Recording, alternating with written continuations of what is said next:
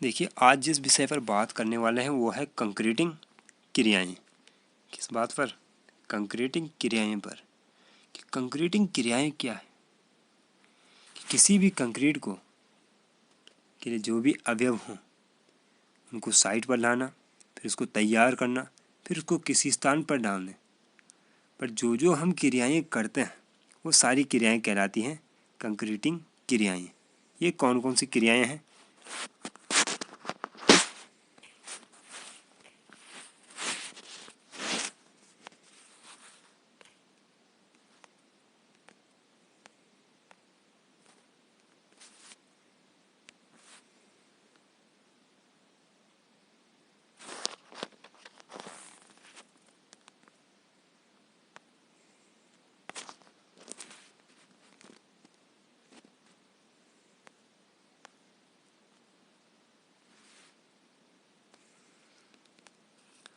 अब इसमें जो जो क्रियाएं होती हैं वो है, जैसे आपका पहला क्या है, सीमेंट तथा एग्रीगेट का भंडारण, इसको हम कहाँ पर स्टोरेज कर रहे हैं। दूसरा है बैचिंग, यानी कि अनुपातन, की किस अनुपात में हम सीमेंट, कंक्रीट और पानी और सम्मिश्र को यानी एडमिक्सर को मिला रहे हैं। अगला जो टॉपिक है वो आता है मिक्सिंग, कि हम सबसे पहले क्या करते हैं, सीमेंट और एग्रीगेट को कहीं पर भंडारित किया, उसके बाद उसको क्या है बैचिंग यानी उसका अनुपातन किया, उसके बाद उसको क्या है मिलाते हैं यानी कि मिक्सिंग किया। मिक्स करने के बाद हम उसको क्या है परिवहन करते हैं यानी उसको ट्रांसपोर्टेशन करते हैं। उसके बाद फिर ट्रांसपोर्टेशन के बाद हम किसी स्थान जहाँ पर उसको बिछाते हैं, किसी स्थान पर उसको बिछाया जाता है। उसके बाद उसको क्या है स्थान पर डालने के बाद उसका सहनन यानी कि कॉम्पैक्शन किया जाता है। उसके बाद उसका परिसज्जा यानी कि उसकी लास्ट फिनिशिंग की जाती है कुटाई के बाद। जब उसकी अच्छी प्रकार फिनिशिंग हो जाती है लगभग 24 घंटे बाद फिर हम उसकी तराई करना शुरू कर देते हैं। फिर हम कंक्रीट में कुछ क्या है जोड़ यानी कि ज्वाइंट देते हैं। ये क्रियाओं की अलग आ जाता है, ठीक है।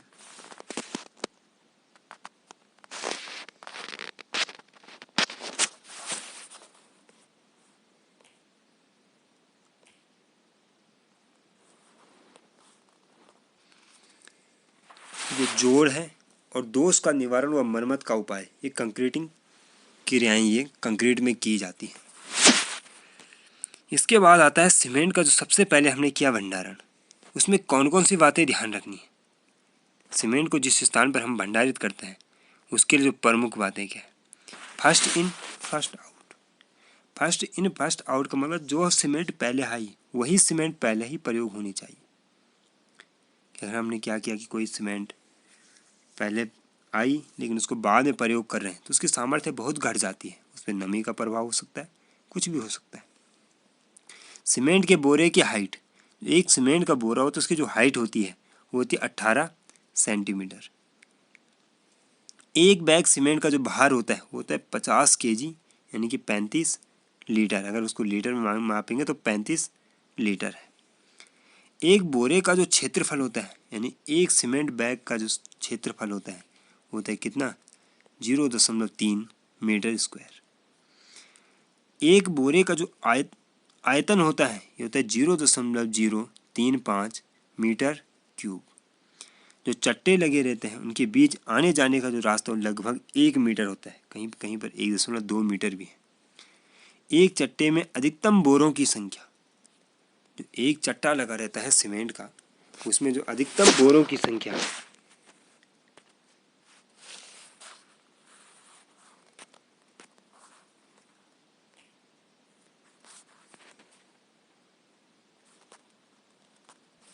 वो होती है कितनी, 15, ठीक है। वो रखी जानी कितनी, 30 सेंटीमीटर, यानी दीवार से जो सीमेंट के बोरों की जो दूरी होगी दीवार से कितनी होगी, 30 सेंटीमीटर। अब हमने किसी स्थान पर सीमेंट को भंडारण किया है यानी कि भंडारण कर समय, फिर उससे जो कंक्रीट बनाई, सीमेंट कंक्रीट की सामर्थ्य में कमी, कि जो भंडारित सीमेंट होती है उससे जो कंक्रीट की सामर्थ्य में जो कमी आ जाती है वो कितनी आती है। कि पहली है ताज़ी सीमेंट। ताज़ी सीमेंट तो हमारी क्या है, कोई कमी नहीं लाएगा। लेकिन उसके बाद अगर 3 माह है दिमाग में रख लेना 3 माह, वो कर देती है 20%। फिर दुगना बढ़ता जाएगा, 3 माह के बाद 6 माह, 6 माह 30%, 1 वर्ष, 1 वर्ष के लिए आ जाएगा 40%, 2 वर्ष वो आ जाएगा कितना 50%। कहने का मतलब है यहाँ पर दुगना होता जाएगा, दूसरी तरफ 10% वो बढ़ता जाएगा। ठीक है। उसके बाद आ जाए कि मिलावे का भंडारण, कि मिलावे का भंडारण यानी एग्रीगेट का भंडारण किस प्रकार होना चाहिए, कि स्थान धूल रोधी यानी नमी रोधी होना चाहिए। एग्रीगेट के चट्टे की जो ऊंचाई है वो 1.5 मीटर से अधिक नहीं होनी चाहिए। कितनी नहीं होनी चाहिए, 1.5 मीटर से अधिक नहीं होनी चाहिए। इसके बाद जो आता है वो आता हमारा बैचिंग यानी कि अनुपातन, कि किस अनुपात में हम कंक्रीट को मिला रहे हैं। विभिन्न अवयवों को एक निश्चित अनुपात में मिलाना, ये क्या कहलाता है, दैट इज कॉल्ड बैचिंग। इसके टाइप्स यानी कि प्रकार, पहला है भार के अनुसार, दूसरा है आयतन के अनुसार। कि अगर हम क्या हैं सभी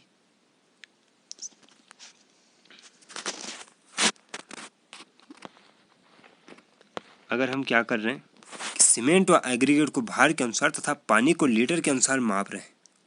कि सीमेंट और एग्रीगेट को तो हमने क्या है भार के अनुसार लिया, लेकिन पानी को अगर हमने लीटर में मापा तो ये कहलाता है भार के अनुसार मापन, क्योंकि पानी को हम भार के अनुसार नहीं बल्कि लीटर के अनुसार ही मापते हैं। यह वास्तविक व परिशुद्ध विधि है। ये क्या है, वास्तविक और परिशुद्ध विधि है और उच्च कार्यों में प्रयोग की जाती है। कौन सी विधि, भार के अनुसार अनुपातन। दूसरा कि आयतन के अनुसार यानी कि बाय वॉल्यूम लिया जाता है। आयतन के अनुसार यानी सीमेंट को हम क्या करते हैं कि केजी तथा एग्रीगेट को आयतन के अनुसार, ठीक है, एग्रीगेट को हम क्या करते हैं आयतन के अनुसार लेते हैं, सीमेंट को नहीं लेते हम आयतन के अनुसार, तथा पानी को लीटर में लेते हैं। फिर हम जब बैचिंग में जो जिस उपकरण का प्रयोग करते हैं वो कहलाता है बैचर। पहला हमने क्या था, भंडारण था, दूसरा आ गया बैचिंग, तीसरा है कंक्रीट मिक्सिंग। कि कंक्रीट मिक्सिंग क्या है कि कंक्रीट को विभिन्न मेंबर हैं यानी विभिन्न अवयव हैं, सीमेंट, फाइन और कोर्स एग्रीगेट और पानी, और उसमें क्या है अगर एडमिक्सर का प्रयोग हो रहा, इन सभी का जो हम मिश्रण करते हैं वो कहलाता है कंक्रीट मिक्सिंग। पहला है हैंड मिक्सिंग, कि अगर हम क्या है मिक्सिंग हाथ के द्वारा करते हैं तो सामान्य कार्यों में किया जाता है। दूसरा है मिक्सर द्वारा मिक्सिंग, अगर मिक्सिंग क्या है मिक्सर के द्वारा की जाती है। कुछ कार्यों में जो हम मिक्सिंग करते हैं वो मिक्सर द्वारा ही करते हैं क्योंकि इसकी क्वालिटी अच्छी आती है। कंक्रीट मिक्सर, एक है बैच मिक्सर, एक है निरंतर मिक्सर। बैच मिक्सर में क्या है कि कंक्रीट रुक रुक कर हमें प्राप्त होती है, कि हमें पहले क्या है एक बैच प्राप्त हुआ फिर रुक जाता है फिर तब दूसरा बैच प्राप्त हुआ, लेकिन निरंतर मिक्सर से क्या है कि हमें लगातार कंक्रीट मिलती जाती है। निरंतर मिक्सर में हमें क्या है कंक्रीट बिल्कुल रेगुलर यानी लगातार मिलती है। निरंतर मिक्सर हम कहाँ प्रयोग करते हैं, जो निरंतर मिक्सर प्रयोग करते हैं वो करते हैं हम बड़े कार्यों में, ठीक है, यानी बड़े कार्यों में हम कौन से मिक्सर प्रयोग करते हैं, निरंतर मिक्सर। इसके बाद आता है मिक्सर के प्रकार यानी टाइप्स ऑफ मिक्सर। पहला है गतिशील या पेविंग मिक्सर, यानी गतिशील या क्या है पेविंग मिक्सर। मिक्सर के नीचे पहिए की व्यवस्था होती है। आपने नॉर्मली देखा हो कि मिक्सरों में क्या है नीचे पहिए की व्यवस्था होती है, वो गतिशील मिक्सर है।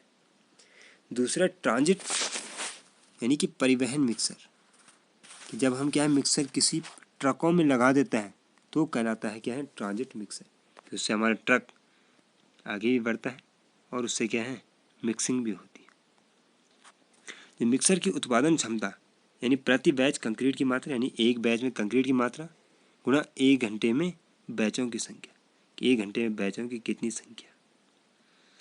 इसके बाद आता है ट्रांसपोर्टेशन यानी परिवहन, कि हमने जब कंक्रीट को मिक्सिंग कर दी उसके बाद क्या करना पड़ेगा, उसको परिवहन करना पड़ेगा, यानी तैयार स्थान से बिछाने तक कंक्रीट को ले जाना ही क्या कहलाता है, परिवहन कहलाता है। इसकी कौन कौन सी विधियाँ हैं, इसकी जो क्या है पहली विधि है कसला व श्रमिक विधि, जो हम छोटे कार्यों में प्रयोग करते हैं, कौन से तसला हुआ श्रमिक विधि। इसमें श्रमिक अपने क्या है, तसलों में कंक्रीट ले जा करके पहुंचाते हैं। दूसरा है व्हील बैरो विधि। व्हील बैरो विधि में क्या है कि एक पहिए वाली गाड़ी होती है, वो कहलाती है व्हील बैरो विधि। तीसरा है बग्गियाँ, 2 पहिए वाली गाड़ी, जिसे श्रमिक या यांत्रिक विधि द्वारा खींचा जाता है। इसमें क्या है, 2 पहिए लगे होते हैं बग्गियों में। शक्ति चालित बाल्टियाँ, ये शक्ति चालित बाल्टियाँ क्या होती है कि किसी यांत्रिक शक्ति द्वारा, यानी एक बाल्टी टाइप की होती है जिससे क्या है कंक्रीट को डाला जाता है। तो क्या हम गहराई और ऊंचाई के लिए प्रयोग करते हैं। इसको हम क्या करते हैं, गहराई और ऊंचाई के लिए। किसको, शक्ति चालित बाल्टियाँ। अगला आता है छूट या ढालू प्रणाल। ढालू क्या, हम कि कहीं पर सतह को ढालू बना करके वहाँ पर हम कंक्रीटिंग करते हैं। ठीक है। चौथा आ गया बेल्ट कन्वेयर। यानी बेल्ट कन्वेयर का मतलब है, इसमें हम क्या करते हैं, 250 से 500 मीटर दूरी तथा 30% से कम ढाल के लिए ये उपयुक्त है। इसमें हम कंक्रीट क्या निरंतर प्राप्त होती है, वहाँ प्रयुक्त होते हैं जहाँ वाहन पहुँचाना मुश्किल हो। अगर हमें क्या है कंटिन्यू कंक्रीट डालनी है और वाहन को पहुँचाना वहाँ पर मुश्किल है, तो हम क्या है बेल्ट कन्वेयर का प्रयोग करें। अगला आता है डंप ट्रक। यानी जो साधारण प्रकार के जो हमारे ट्रक होते हैं उसमें हम कंक्रीट डाल करके चलाते हैं डंप ट्रक। एक होता है एजिटेटर ट्रक। यदि कंक्रीट में क्या है कि एजिटेटर की व्यवस्था हो जिससे पृथकीकरण को रोका जा सके, यानी मिक्सर भी इसमें क्या है ट्रक में ही लगा होता है, तो कहलाता है एजिटेटर ट्रक। अगला है बाल्टी व रोपवे। जहाँ परिवहन भी संभव न हो वहाँ पर हम क्या है बाल्टी और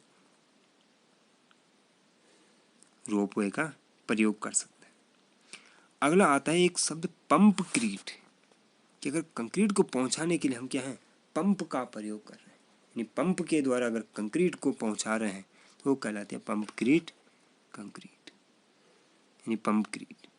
इससे कंक्रीट हमें क्या है लगातार यानी कि कंटिन्यू निरंतर प्राप्त होती है। क्षैतिज व ऊर्ध्वाधर दोनों में उपयुक्त है। ठीक है, जो पंप क्रीट होता है हम क्षैतिज के लिए भी डाल सकते हैं और ऊर्ध्वाधर के लिए भी। पंप क्रीट के लिए क्या है, लेकिन पंप क्रीट के लिए ध्यान रखने की सुकार्यता हमारी क्या है अच्छी होनी चाहिए। ठीक है, देखो एक शब्द था कि अगर मिक्सिंग समय अधिक है तो स्लम्प यानी कि सुकार्यता क्या होगी कम होगी और सामर्थ्य हमारी अधिक आएगी। ये तो ध्यान रखने वाली चीज़ें हैं। अगला शब्द आता है कंक्रीट बिछाना, कि जब हमने उसको क्या कर दिया परिवहन कर दिया, फिर हम किसी स्थान पर क्या करेंगे उसको बिछाएंगे। यानी कंक्रीट को स्थल पर डालना ही क्या कहलाता है, कंक्रीट को बिछाना कहलाता है। कंक्रीट को 1 मीटर से अधिक ऊंचाई से नहीं गिराना चाहिए। हमें कंक्रीट को क्या है 1 मीटर से अधिक से नहीं गिराना चाहिए बिछाते समय, अन्यथा सेग्रीगेशन यानी पृथकीकरण का भय रहता है। अगला आता है सैनन यानी कि कॉम्पैक्शन। हम कॉम्पैक्शन यानी कंक्रीट को हमने क्या कर दिया बिछा दिया, उसके बाद कंक्रीट की कुटाई की जाती है ताकि कंक्रीट से वायु बाहर निकल जाए। ये क्या कहलाते हैं फिर सैनन यानी कि कॉम्पैक्शन। कॉम्पैक्शन यानी सैनन के लिए हम वायु का भी प्रयोग करते हैं ताकि आसानी से हमारा सैनन हो सके। लेकिन अगर हम 1% वायु अगर कंक्रीट में रह गई तो 5% तक की सामर्थ्य को कम कर जाती है। इसकी कौन कौन सी विधियां हैं हमारी जो हम कॉम्पैक्शन करने में कौन कौन सी विधि प्रयोग करते हैं। पहला है क्या है हस्त विधियाँ। हस्त विधियाँ मतलब हाथ से जो हैंड मेथड यानी हाथ का जो प्रयोग करके हम विधि प्रयोग करते हैं। इसके लिए क्या है वाटर सीमेंट रेशियो अधिक होना चाहिए। दूसरा है यांत्रिक विधियाँ। ये क्या है कि कम वाटर सीमेंट रेशियो के लिए प्रयोग होती है। यांत्रिक विधि में हम किसका वाइब्रेटर का प्रयोग करते हैं, यानी इसमें क्या हम वाइब्रेटर का प्रयोग करते हैं। अगला आगे हमारा क्या है वाइब्रेटर के प्रकार। कौन कौन से प्रकार के वाइब्रेटर हम प्रयोग करते हैं।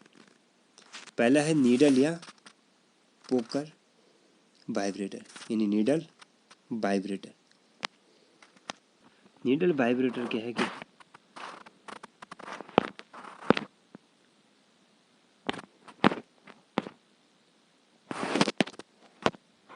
भारी कंक्रीट के लिए प्रयोग होते हैं हमारी क्या, नीडल वाइब्रेटर। दूसरा है फॉर्म वाइब्रेटर, ये छत, स्लैब, सड़क के लिए बहुत प्रभावी है। कौन, फॉर्म वाइब्रेटर। इसकी दक्षता यानी कि जो इफिशियंसी है बहुत कम होती है, किसकी, फॉर्म वाइब्रेटर। उसके बाद आता है सतही वाइब्रेटर। अगर कहीं पर क्या है हमारा फॉर्म वाइब्रेटर नहीं है, वहाँ पर हम सतही वाइब्रेटर का प्रयोग कर सकते हैं। एक आता है टेबल वाइब्रेटर। टेबल वाइब्रेटर पूर्व निर्मित कंक्रीट खंडों के लिए उपयुक्त है। जो हमारी पहले से निर्मित कंक्रीट खंड है उनके लिए उपयुक्त है कौन, टेबल वाइब्रेटर। तो वाइब्रेटर के प्रयोग में क्या है, अगर हम वाइब्रेटर का प्रयोग कर रहे हैं तो स्लंप का मान 50 mm से अधिक नहीं होना चाहिए, अन्यथा उसमें क्या है, ब्लीडिंग की समस्या भी आ सकती है। इसके बाद आता है अगला टॉपिक, वो है कंक्रीट की फिनिशिंग। बाद में हमें क्या है फिर कंक्रीट की फिनिशिंग भी करनी पड़ती है, अर्थात वास्तविक आकार तथा एक समान चिकनी सतह प्राप्त करना ही कंक्रीट की फिनिशिंग कहलाता है। कि फिनिशिंग के लिए हम कौन कौन सी क्रियाएं करते हैं। पहला है स्क्रीडिंग, दूसरा है फ्लोटिंग, तीसरा है करने से समतल। तो पहला जो स्क्रीडिंग होता है, एक लकड़ी का एक पट्टी होती है जिसकी सहायता से स्क्रीडिंग की जाती है। दूसरा है फ्लोटिंग। फ्लोट एक छोटा सा, इससे छोटा साइज का होता है, उसके द्वारा फिनिशिंग की जाती है। तीसरा है करनी, यानी कि करनी का प्रयोग करके अंतिम समतलन किया जाता है। यानी कि अंतिम समतलन किसके द्वारा किया जाता है, करनी के द्वारा किया जाता है। इसके बाद जो अगला टॉपिक वो आता है हमारा क्या है, तराई यानी कि क्यूरिंग। जब हमने कंक्रीट को सही प्रकार से डाल दिया उसके बाद उसकी क्या की जाती है, तराई की जाती है। सीमेंट के साथ यानी पूर्ण जलायोजन के लिए, कि पहले अगर जलायोजन में कुछ कमियां रह गई तो उसके लिए हम क्या है, तराई की जाती है। इसकी कौन कौन सी विधियाँ, कंक्रीट कार्य को ढककर तराई करना, यानी कंक्रीट कार्य को क्या है ढककर तराई की जाती है, या फिर बोरे बिछाकर हम क्या है तराई करते हैं, या फिर पानी को छिड़क करके हम तराई करते हैं, या फिर डोले यानी कि साइड में हम क्या करते हैं कि थोड़ा सा ऊंचाई पर छोटे छोटे डोले बनाकर फिर तराई करते हैं। पॉलीथीन की परत बिछाकर कि हम उसको क्या है तराई किया, उसका उसके ऊपर पॉलीथीन की परत बिछा दी ताकि वाष्पीकरण कम से कम। भाप तराई, ये क्या है कि जो भाप के द्वारा तराई ये बहुत ऊंची सी सामर्थ्य होती है, तो बड़े कार्यों में प्रयोग होती है। जो पूर्व निर्मित कंक्रीट खंड होते हैं उसमें हमारी क्या है भाप तराई प्रयोग होती है। इस विधि में कंक्रीट की सामर्थ्य दर बहुत उच्च होती है, किसमें, भाप तराई। जो इंडियन स्टैंडर्ड है कोड के अनुसार न्यूनतम जो तराई कम से कम तराई 7 दिन तक अवश्य होनी चाहिए। अगर तापक्रम उच्च है तो जो प्रारंभिक सामर्थ्य होती है वो भी क्या है अधिक होती है। ठीक है। इसके बाद देखो तराई काल और 28 दिन के सापेक्ष तराई की जो सामर्थ्य होती है, कि अगर हमने तराई कम की तो उस पर क्या प्रभाव पड़ेगा, 28 दिन के सापेक्ष। अगर 1 दिन तक ही तराई की है तो ये सिर्फ 16% सामर्थ्य ही होती है 28 दिन के सापेक्ष। अगर हमने 3 दिन तक तराई की है तो इसकी सामर्थ्य 40% हो जाती है। अगर हमने 7 दिन तक तराई की इसकी सामर्थ्य 67% तक होती है। अगर हमने 28 दिन तक तराई की तो इसकी सामर्थ्य हो जाती है पूरी 100%। इसके बाद अगर 3 महीने तक की तो ये होती है कितनी, 122% तक।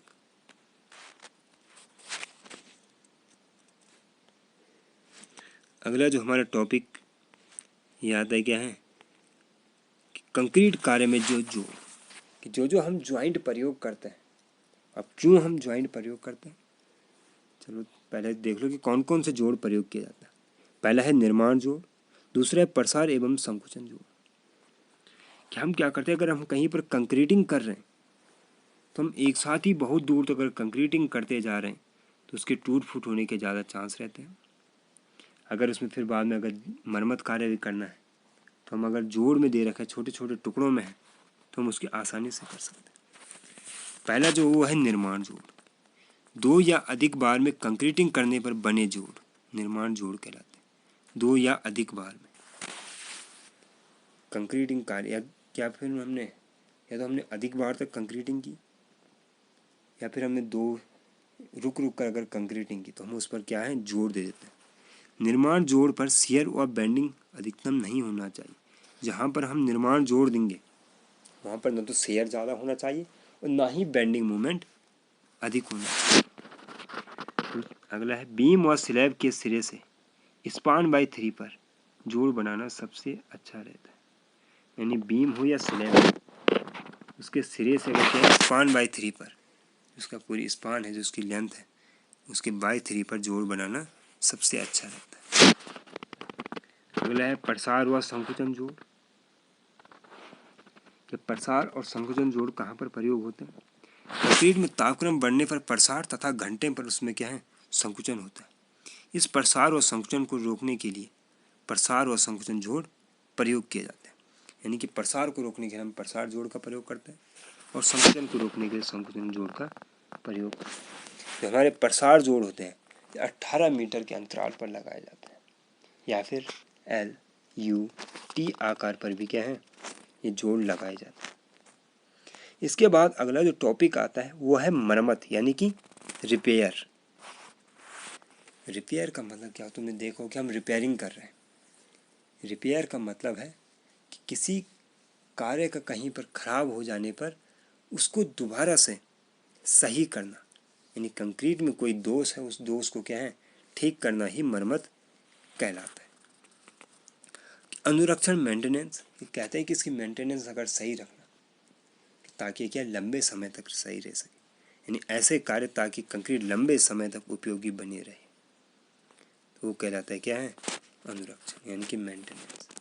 अगर लंबे समय तक उपयोगी है तो वही कहलाता है मेंटेनेंस। कि जो मरम्मत की जो विधियां हैं कि किन किन विधियों का प्रयोग करते हैं मरम्मत के लिए, वो है पहला सतह की तैयारी। 5 से 7.5 सेंटीमीटर गहराई तक हम क्या खुरच कर तैयार करते हैं, कर सतह तैयार की जाती है। दूसरे है मरम्मत पैच को भरना, यानी सतह की तैयारी करने के बाद मरम्मत पैच को भरा जाता है। नए निर्माण कार्य के लिए शुष्क पैक विधि, अगर कहीं पर क्या है मरम्मत कार्य है और नया निर्माण कार्य है उस पर जो हम किस किस विधि का प्रयोग करते हैं वो है शुष्क पैक विधि, यानी गहराई न्यूनतम सतही परिमाप के बराबर अथवा उससे अधिक हो। अगर गहराई क्या न्यूनतम सतही परिमाप के बराबर है या उससे अधिक है तब हम प्रयोग करते हैं किसका, शुष्क पैक। दूसरे कंक्रीट प्रतिस्थापन विधि, कि अगर बड़ी और गहरी मरम्मत कार्य है तो वहाँ पर प्रयोग करते हैं हम कंक्रीट प्रतिस्थापन विधि। तीसरा है मसाला प्रतिस्थापन विधि। अगर कम गहराई के लिए क्या है, मसाला है, यानी कि तुम जान सकते हो अगर कंक्रीट है तो मोटे मोटे कण गहराई तक प्रयोग, मसाला है बारीक उसके लिए यानी कि कम गहराई के लिए प्रयोग होता है। अगला आ जाता है कि पुराने कार्यों की मरम्मत, कि अगर कोई कार्य पुराना इससे पहले था, नए कार्यों की मरम्मत के लिए। अगला है कि पुराने कार्यों की मरम्मत, पहला है प्री पैक्ड कंक्रीट विधि। नंबर 1 बड़े मरम्मत कार्यों में, जो प्री पैक्ड कंक्रीट विधि होती है उसमें पहला क्या है, बड़े मरम्मत कार्य में। दूसरा होता है पानी के अंदर अगर मरम्मत करनी है तब भी हम क्या है, प्री पैक्ड कंक्रीट का प्रयोग करते हैं। सुरंगों के अंदर तभी प्री पैक्ड। स्पेलवे की मरम्मत वहाँ पर भी प्री पैक्ड। बांध की मरम्मत वहाँ पर भी। अगले आता है कि कंक्रीट प्रतिस्थापन विधि, इसमें भी हम क्या करते हैं कि कंक्रीट को प्रतिस्थापित करके डालते हैं। अगला है मसाला प्रतिस्थापन, यानी कि इसमें क्या है, मसाले का प्रयोग करते हैं। ठीक है। अगला शब्द आता है, एक है अविध्वंसक परीक्षण यानी नॉन डिस्ट्रक्टिव टेस्ट। हम कंक्रीट में अगर टेस्ट करते हैं लेकिन कंक्रीट में अगर कोई भी क्षति नहीं होती, जो संरचना को बिना क्षति पहुंचाए कंक्रीट की क्वालिटी का परीक्षण किया जाता है, यानी कि कंक्रीट में कोई भी क्षति नहीं आई, हमने टेस्ट किया, वो कहलाता है अविध्वंसक परीक्षण, नॉन डिस्ट्रक्टिव टेस्ट।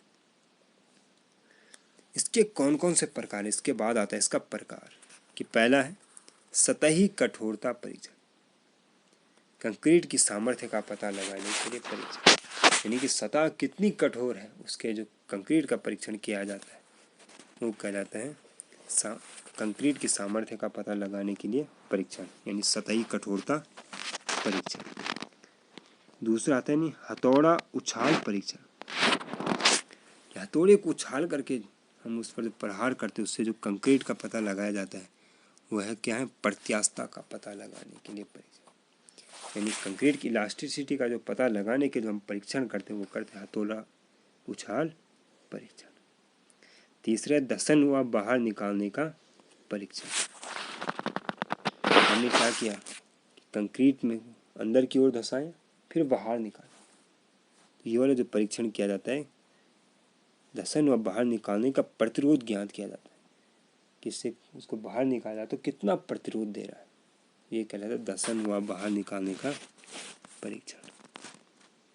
गतिज एवं कंपन परीक्षण, कंक्रीट के टिकाऊपन समांगता सामर्थ्य व प्रत्यास्थता गुणों का पता लगाया जाता है कि हम कंक्रीट में क्या करते हैं कि कुछ गतिज या फिर उसमें कंपन किया जाता है जिससे कंक्रीट की टिकाऊपन का भी पता लगाया जाता है, समांगता का सामर्थ्य का व प्रत्यास्थता का पता लगाया जाता है। अगला आ गया संयुक्त विधि, संयुक्त विधि में किस किस विधि का प्रयोग है, पराश्रव्य तरंगति व उछाल हथौड़ा परीक्षण को, यानी ये क्या है एक है पराश्रव्य तरंगति और दूसरा उछाल हथौड़ा परीक्षण को संयुक्त रूप से प्रयोग कर वो कहलाती है संयुक्त विधि। अगला आता है रेडियोधर्मी व नाभिकीय विधियां। अब सुन रेडियोधर्मी व नाभिकीय शब्द से ही आ रहा है कि इसमें हम क्या है कंक्रीट में एक्स रेज और गामा रेज डालकर उसकी भेदन क्षमता का पता लगाया जाता है कि इसकी भेदन क्षमता कितनी, प्राप्त परिणामों के विश्लेषण से कंक्रीट की सघनता घनत्व और मोटाई का अनुमान लगाया जाता है। भेदन से हमें क्या उसकी सघनता का पता लगाया जाता है, उसका घनत्व और मोटाई का अनुमान लगाया जाता है। अगला आता है चुंबकीय व वैद्युत विधियां, कि चुंबकीय विधियां मुख्यतः प्रबलन इस्पात पर आवरण की मोटाई यानी जो कवर की मोटाई है उसमें हम क्या चुंबकीय विधि का प्रयोग करते हैं, और जो वैद्युत विधि है उसका प्रयोग हम नमी और कंक्रीट की मोटाई यानी वैद्युत विधियां कंक्रीट में नमी तथा कंक्रीट की मोटाई ज्ञात करने में किया जाता है। ठीक है, यानी कंक्रीट विधियों का जो प्रयोग किया जाता है नमी तथा कंक्रीट की मोटाई ज्ञात करने में किया जाता है। अगला आता है कि अल्ट्रासोनिक पल्स तकनीक। क्या है अल्ट्रासोनिक पल्स तकनीक? कि कंक्रीट की समांगता, कंक्रीट की आंतरिक संरचना में दरारें व रिक्तियाँ। अगला आगे समय के साथ आए परिवर्तन, इसमें किया जाता है अल्ट्रासोनिक पल्स तकनीक। ठीक है, जो अविध्वंसक परीक्षण है उसके क्या क्या लाभ है उसके बारे में। कि पहले बिना क्षति के क्वालिटी का पता लगाना, क्या है कोई भी क्षति ना हो, बिना क्षति के हम क्या है क्वालिटी का पता लगाते हैं। और फिर जो पुरानी संरचना यानी काफ़ी पुरानी हो गई संरचना लेकिन उसकी वर्तमान स्थिति का हम क्या उससे पता लगा जा सकता है कि आज इसकी वर्तमान स्थिति क्या है। ठीक है, तो ये था हमारा अविध्वंसक परीक्षण। क्या था अविध्वंसक परीक्षण, इसके प्रकार क्या क्या है, इसके लाभ क्या क्या है, तो हमने इसके बारे में जानकारी प्राप्त की इस वीडियो के माध्यम से। देखिए दोस्तों, आप लोगों ने कंक्रीट टेक्नोलॉजी की आप पूरी वीडियो देखी है। अगर आपको वीडियो अच्छी लगे तो इसको लगातार सब्सक्राइब भी कीजिए एवं इसमें अगर कोई कमियां हैं तो उसको बता करके आप लोग कमेंट में ज़रूर लिखें। वैसे आप लोगों के लिए कोशिश की जा रही है कि लाइव वीडियो भी तैयार की जाए। धन्यवाद।